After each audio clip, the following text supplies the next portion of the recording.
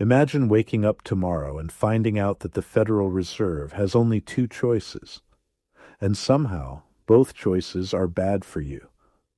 If the Fed keeps interest rates high, borrowing gets more expensive, mortgages stay painful, credit card bills keep climbing, businesses slow down, and Americans start cutting back.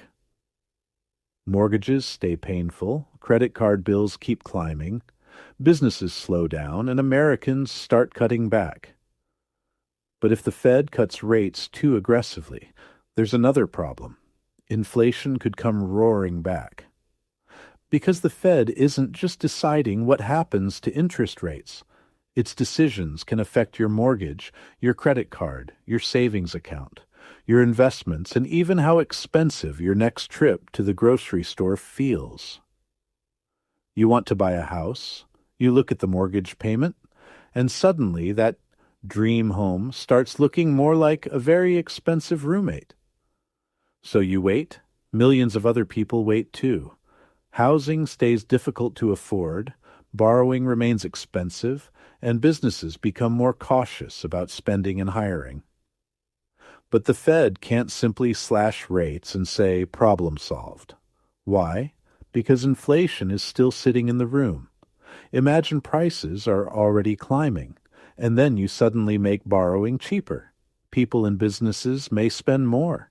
Demand rises, and if supply can't keep up, prices can rise again.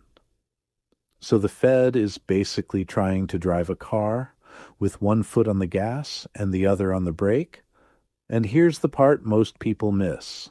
Even if the Fed cuts its policy rate, your mortgage rate doesn't necessarily fall by the same amount. Why? Because mortgage rates are heavily influenced by the bond market and longer-term interest rates. So Americans can hear the Fed is cutting rates, and then check their mortgage offer and say, great, so why am I still paying this much? That's the trap. Higher rates can hurt the economy, lower rates can reignite inflation, and somewhere in the middle are millions of Americans trying to pay bills, buy homes, save money, and figure out why everything suddenly costs so much. But there's an even bigger question. Who actually pays when the Fed gets this balancing act wrong?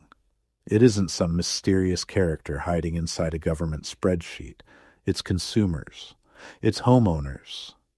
It's borrowers. It's businesses. And ultimately, it's ordinary Americans. Because when the cost of money changes, the